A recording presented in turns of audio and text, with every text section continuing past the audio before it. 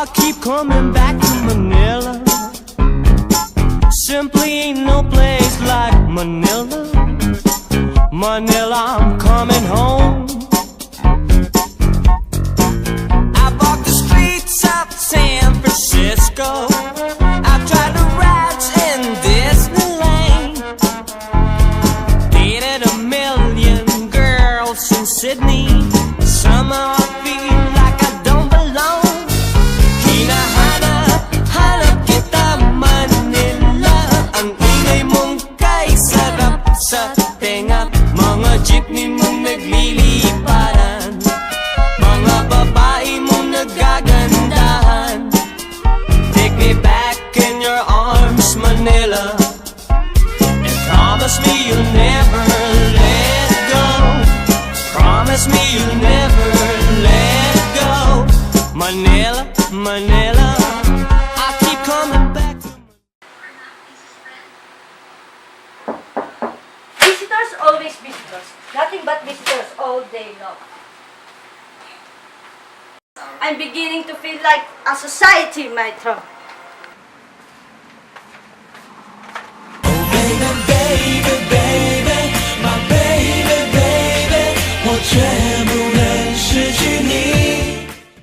Oh, Tony, I thought you're in the province. Is that you, Aling Atang? Of course, it's I. Foolish boy, why? You don't look like Aling Atang. I had a haircut. Think it's horrible? Oh, no.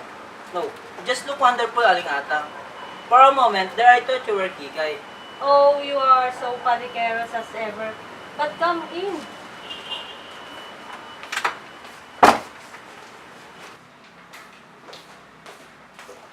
Here, sit down.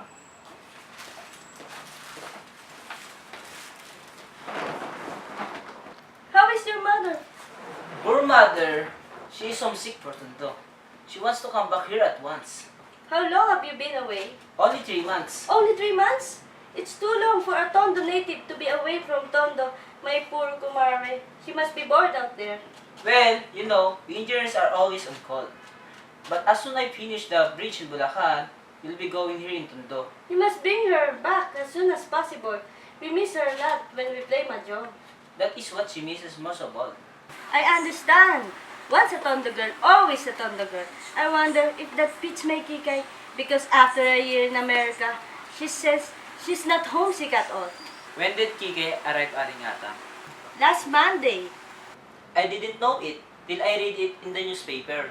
that girl only arrived last Monday. And look what happened to me. She dragged me to the parlor. My hair was cut, eyebrow shaped, nail manicured, and when I go to the market, I use lipstick. And all of my kumares are laughing. People think I'm a loose woman because of my age. But I can't do anything. It's hard to argue with Kikay. And she insists that I should look like an Americano. You just look wonderful. And where is she now? Woo! Kikay? Is she at home? She's still sleeping. Still sleeping? She says in New York, people don't wake up until 12 noon. It's only 10 a.m. now. Besides, she's busy since she came home. Welcome parties here and there. Visitors all day long. She's spinning like a top. Well, will you tell her I called to welcome her and give these flowers? But surely you're not going yet. I did want to see Kikay, but if she doesn't get up at 12 noon... Wait a minute! I'll go and wake her up. Please don't bother, Aling Atang. I can come back some other time. Wait right here. She will be delighted to see her childhood friend. Our flowers are beautiful. How expensive they must be. Oh, they're nothing at all, Aling Atang. Oh, Tony! Yes, Aling Atang. You must not call me Aling Atang. Why not? Kika says that it's more civilized to call me Mrs. Mendoza. Yes, Aling. I mean, Mrs. Mendoza. Wait a minute, and I'll call Kika. Ha? Oh, and Tony. Yes, Aling. I mean, Mrs. Mendoza. You must not call her Kika. And what shall I call her? You must call her Francesca. Francesca? Not Francisca. Francesca. But why Francesca? Because in New York, they pronounce their name. It sounds like Chichi. So Italian. Be sure that you call Francesca, not Kikay. Yes, Mrs. Mendoza. Now wait right here while I call Francesca. Ay, Diyos mio! Never mind, Mrs. Mendoza. I'll answer it. Just tell them to wait, Tony.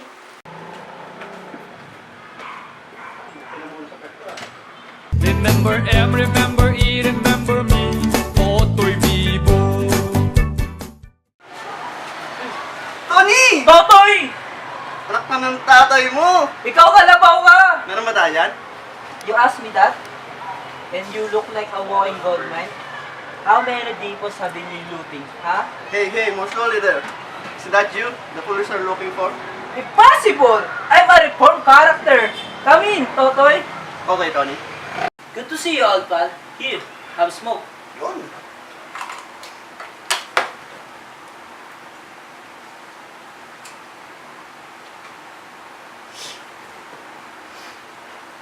I thought you were in the province, partner. I am. I just came to say hello to Kikay. Tony, I've been hearing the most frightful things about that girl. So, have I? People say she's gone crazy. No! She only gone to New York. What was she's doing here anyway? Oh, studying. Studying what?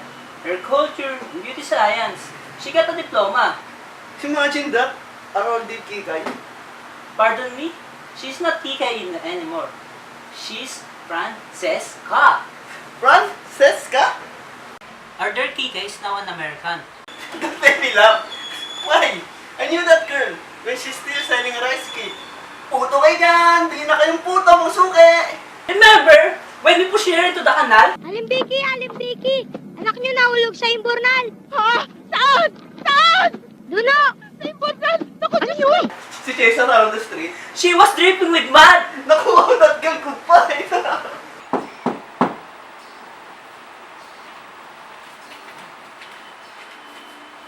Oh, Totoy! Lena, my baby girl. Oh, Tony. Have a seat. Thank you. So what's all of this? A Canto Boy reunion? We came here to greet the lady from Norway. So have I. Is she at home? Aling Atang is trying to wake her up. Wake her up? Is she still sleeping? No! She's awake already.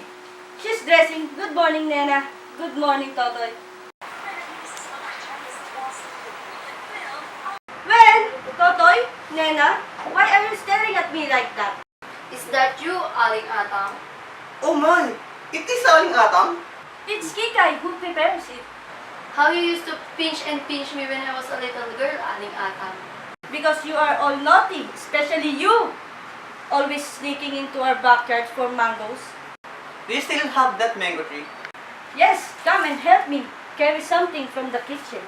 Sure. Aling Atang, don't prepare anything for us. We're not visitors. It's only juice. I am preparing some for Kikay. Well, Tony, You shouldn't have come today, Nena. why not? I haven't talked with Kikay yet. Not yet? I thought you said it last night. I lost my nerve. Oh, Tony, Tony. Use your head, Nena. It's not easy breaking off an engagement with a girl or with Kikay, for God's sake. Are you in love with me or with Kikay? Of course with you. I'm engaged with you. Yes, and with Kikay too. That was a year ago. Nena, you know how much I love you. How could you ask me to marry if you're still engaged with Kikay? This is why I get from being honest. Honest? Make me fall in love with you when you're still engaged and in love with Kikay? I thought I didn't belong to Kikay anymore. It's a only secret engagement anyway. I proposed to her before she left for America, but when she stopped answering my letters, I considered myself a free man again. And so you proposed to me. Yes! Then you tell me to keep it a secret. Because I found out that Kikay was coming back. I'm tired of being secretly engaged with you. Just give me a chance to explain to Kikay, and we will tell them. Well, you better hurry. I'm getting impatient. How can I talk to Kikay? Why not? Because you're here, and also Totoy. I don't want to jail Kikay in front of everybody. You want me and Totoy to clear out? No! Just give me a chance to be with Kikay for a moment. Okay, I'll take care of Totoy. That's good. Just leave it to me. Ayan na! Puto kayo yan! Bili na kayo! Here comes Kikay. She wants to be called Francesca.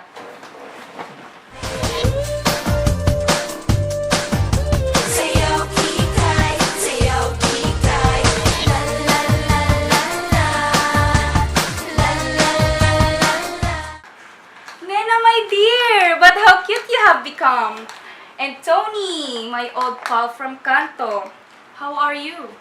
And Totoy, my how ravishing goodness! You look like a Tondo super production in Technicolor. But sit down, everybody, and let me look at you. Oh, Momsy! What's the matter now? How many times must I have to tell you? Don't serve fruit juices in water glasses. I couldn't find those tall glasses you brought home. Oh, poor little Momsy. She's so clumsy, no? But never mind, don't break your heart about it. Here, sit down. No, I must go to the market. Oh, and don't forget my celery. I can't live without it. You know, I'm like a rabbit, munch all day. Well, if you people excuse me, Tony, remember me to your mother. Yes, tita. And remember, a little bloom on the lips, a little bloom on the cheeks, say moi, moi. Do you have two, Kikay? Again, Momsy? Do you have to paint this old face of mine, Francesca? What am I going to do with you? But how dreadfully you put it. Oh, Momsy, what am I going to do with you? I'll give up. Poor Momsy. Oh, does anybody have a light? Merci. What? I said merci. That's thank you in French. Oh, merci. Tell us about New York. How long did you stay there? 10 months, 4 days, 7 hours and 21 minutes. And she's still there, in her dreams. Yes, I feel as if I was still there, as though I had never left it, as though I lived there all my life. But I look around me and I realize that no, I'm not there. I'm at home, but which is home for me? This cannot be home, because here, my heart aches with homesickness. I don't think we ought to be here at all. Yes, you shouldn't disturb her. Let's all just walk out very, very quietly. And leave her alone with her memories. Is that the girl we go to swimming with in mud paddles? Hi, New York, my own dear New York. Totoy, can you come with me? Of course, baby girl. To the end of the world. No, darling, just out of the backyard. The backers of Tondo, the barong-barong of my paho, the strip of Sibakong. Listen, idiot, are you coming with me or not? Anywhere, dream girl. Anywhere at all. Apparently, our Toto has the most terrific crush on Nena. Poor boy. Do wake up, Tony. What are you looking so miserable about? Kikay, I don't know how to begin. Just call me Francesca. That's a good beginning. There is something I must tell you. Something very important. Oh, Tony, can't we just forget all about it? Forget! That's the New York way, Tony. Forget. Nothing must ever be too serious. Nothing must ever drag on too long. Tonight, give all your heart. Tomorrow, forget. And when you meet again, smile, shake hands, just good sports. What are you talking about? Tony, I was only a child at that time. When? When you and I got engaged, I've changed so much since then. That was only a year ago. To me, it seems a century. So much had happened to me. More can happen to you in just 1 year in New York. Listen, I don't want to talk about New York. I want to talk about our engagement. And that's what we cannot do, Tony. Not anymore. Why not? Tony, you got engaged to a girl named Kikay. Well, that girl doesn't exist anymore. She's dead. The person you see before you is Francesca. Don't you see, Tony? I'm a stranger to you. I hate to hurt you. But surely you see that there can be no more engagement between us. Imagine a New York girl marrying a Tondo boy? That's so insane! Now look here. I'm sorry if I've hurt you, Tony. I'm not going to sit there and be insulted. Hush, Tony! Hush! Don't lose your temper. It's so uncivilized. People in New York don't lose their temper. What do you want me to do? Smile? Say thank you for slapping my face? Wow! Mercy, madam! Yes, Tony. Be a sport. Let's smile and shake hands. And be just friends, huh? If you weren't a woman, I... Hold it, Tony. You must never hit a woman. What's all of this? Nothing. Nothing at all. Wait a minute. Homeboy.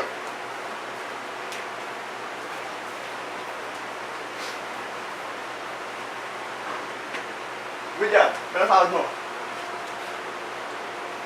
What are you two quarreling about? No, we're not quarreling. Tony and I just decided to be good friends and nothing more. Baby, is it true? Yes, baby, is it true? Now we can tell them. Tell us what? What's going on here? Tony and I are engaged. Engage? Engage? Engage!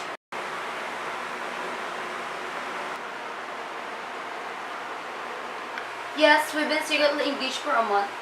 A month? Why you? You? I did try to tell you, Kikay. I was trying to tell you. You unspeakable cad. Hey girl, excuse me, you're talking to my fiancé. He's not your fiancé. Oh no? And why not, huh? Because he was still engaged to me when he got engaged to you. Well, he's not engaged to you anymore. You just said it yourself, girl. Ah, but I didn't know about all this. Now remember, Kikay, it's so uncivilized to lose one temper. People in New York don't lose their temper. I've never been so humiliated in all my life. You beast, I'll teach you! Hey, I told you, leave him alone. He's my fiancé. And I tell you he's not. He's still engaged to me until I released him. And I haven't released him yet. You ought to be ashamed of yourself. You're being a dog in a manger. You ought to be ashamed of yourself, stealing my man behind my back. What? What did you say? Totoy, pull them apart! You keep out of this or I'll knock your head off. Ako, lumabas na yung pagkatondo. Boy, pati mo. Tap, tap, tap! Masama ako pag-away! Papara-pakyaw! Shameless hussy. Man-eater! How dare you to push her? She pushed me first. Look what you've done to her! Are you trying to defend her? You're never defending me. Shut up! I hate you. I hate you. Shut up or I'll bash your mouth off! Hey, don't you talk to Nenad that way. You keep out of this. He's more gentleman than you are. He defends me. You take your hands off her. I told you to keep out of this. Oh, Tondo, you saved my life. Tony, open your eyes! Oh, get away from her! Take me away from here. Are you still engaged with him? I hate him. I never want to see him again in my life. Good. Come on, let's go. Hey! Don't you speak to me, you brute. I wasn't talking to you. Don't speak to me either. You insulted the woman I love. Oh, Toto, why have you never told me? Now you know. Congratulations! Let's go, darling. I don't want the smell around here.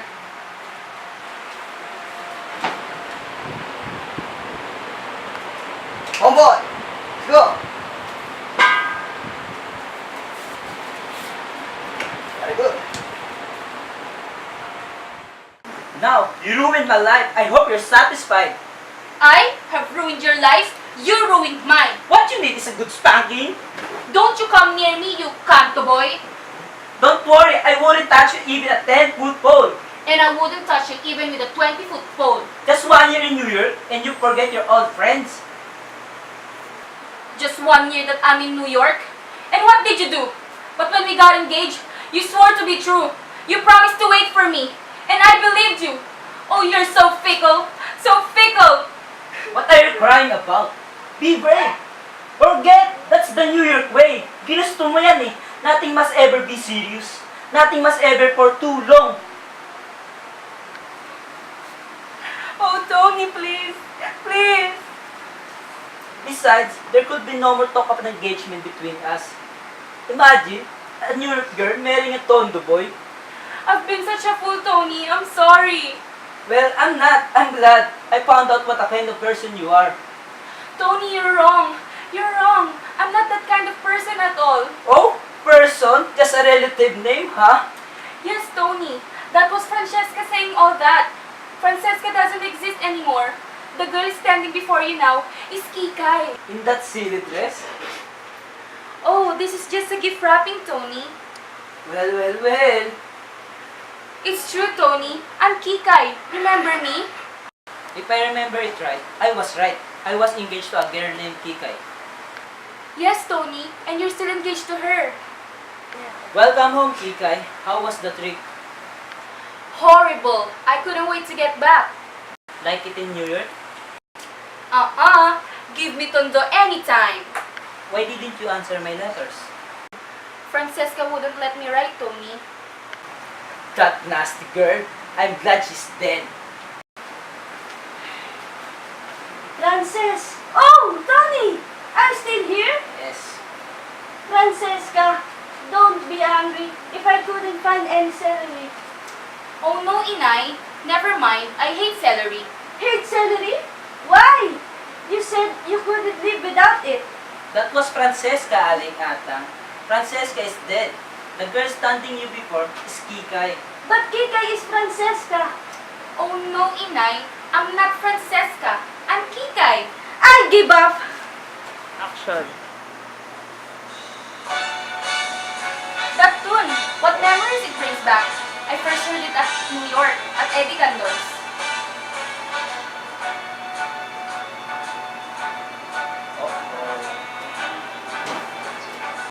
Start spreading the news. I'm leaving today. I'm sorry, Tony. May I have this dance with you, partner? Delighted, madam. New Delighted. York, New York. These vagabond shoes are longing to stray right through the very heart of it. New York, New York. I want to wake up in a city that doesn't sleep.